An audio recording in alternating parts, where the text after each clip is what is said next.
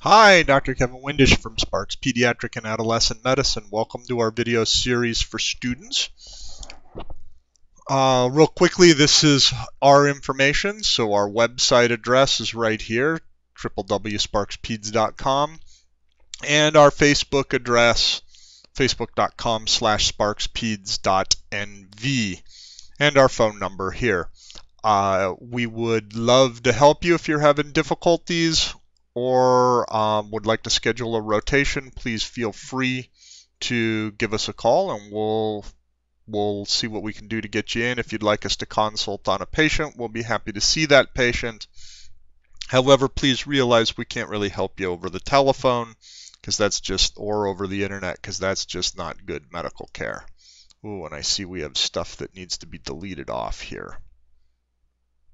So again, this is us, and let's get started. So today, what we want to talk about is what's known as let me get to a color that we can all see here, eye-accessing cues.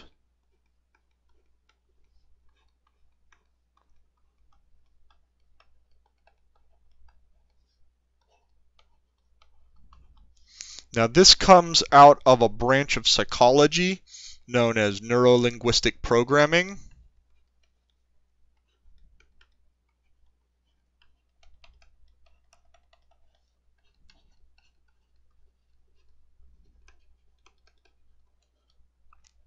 Or NLP. NLP draws heavily on the research from hypnosis and the hypnosis literature. Interestingly, the hypnosis literature will refer back to NLP, so the two disciplines are pretty closely related. For more information on neurolinguistic programming, I'll refer you to the original book on neurolinguistic programming called The Structure of Magic.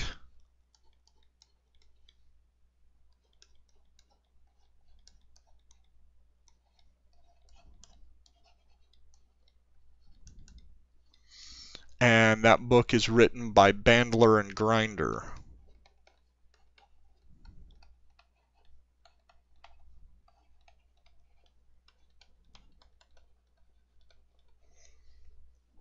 And understanding the structure of magic is probably valuable for most people in the field of medicine and in the field of psychology, even if you're not practicing NLP per se. The premise of NLP is that there's a lot to be gained from understanding a patient or a person's language and their choice of words, and exactly what are the implications of those choices of words, and how does that impact the patient's health care. Specifically though, today what we want to look at, because I don't really want to get into all of the details of NLP, we want to look at eye-accessing cues.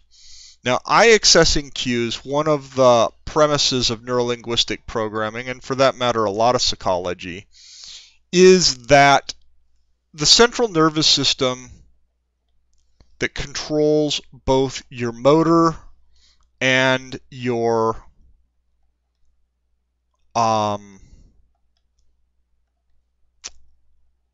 cognitive actions is not two separate nervous systems, but rather one. And whenever one aspect of the central nervous system is engaged, all aspects of the nervous system are engaged, and so you can read cues as to what's going on cognitively by looking at what's going on behaviorally on the outside. Perfect example is patients with anxiety show a lot of motor agitation. Patients with depression look at their lap and have decreased physical activity and decreased gesturing. Patients with bipolar affective disorder and mania have increased in those areas. But it can be even subtler than that, and that's what we're really getting at today. So in a right-handed person,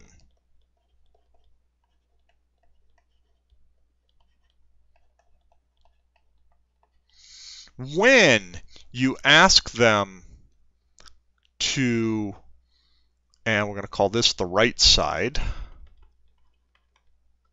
and this is the left. So we're looking at the patient. When you ask them to describe a scene and they're making it up, they're having to construct the scene in their head because they never actually saw it. This is called visual recall or visual construct. You will often see their eyes go up and to the right. Same thing if you ask them about something they heard but didn't really happen.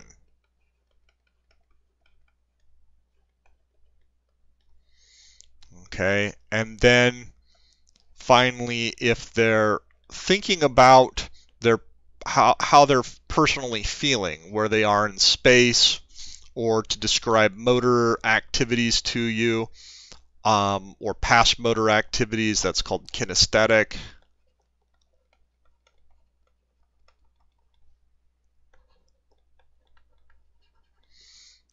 Their eyes will go down and to the right. When they're actually recalling something that they actually saw,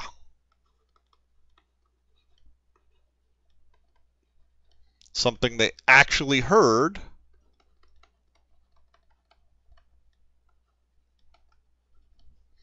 and then if they're listening to their inner dialogue, that inner debate, should I really do this?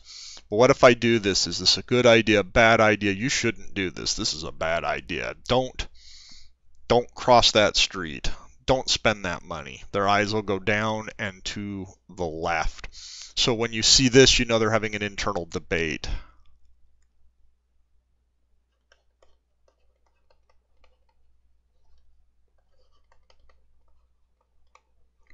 So if you ask someone to describe the person who robbed them and they're telling you the truth, and they're describing the guy who actually robbed them, if they're describing their face, usually their eyes will go up and to the left. If they're describing what they said to them when they held them at gunpoint, their eyes will go straight to the left. And if they're debating whether they should tell the police anything at all because they don't like the police or whatever, or it was the guy who robbed you was from your gang and you don't want to get him in trouble, or it was your boyfriend and you don't want to get him in trouble, their eyes will go down and to the left. Okay, if they're lying about who they saw and describing somebody who wasn't really there, then it'll go up and to the left, and if they're or up and to the right, and if it's somebody they're describing something they didn't actually hear, it'll go up and to the right. And then if they're describing how they fended them off single-handedly, 27 bad guys, it'll often go down and to the right.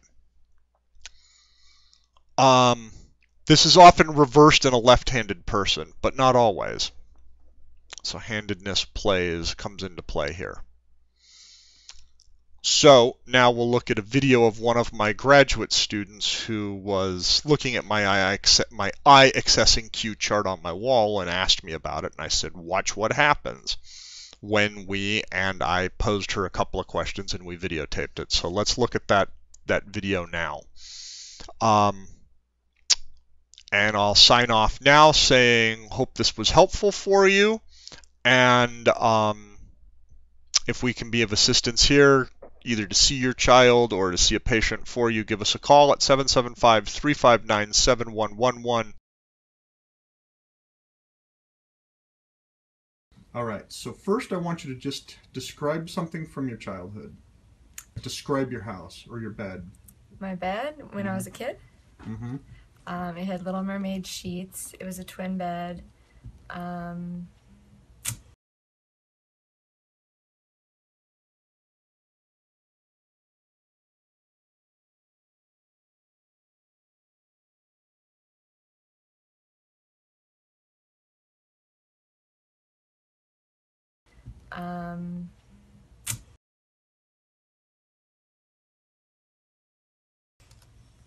That was about it. All right, now tell me something that's not true. Describe something about your childhood that you know is not true. Visual. I got a tattoo when I was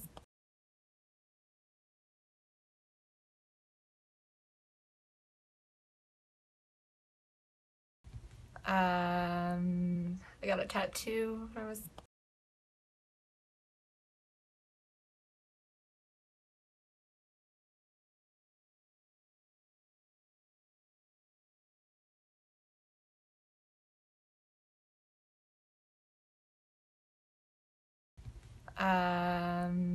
I got a tattoo when I was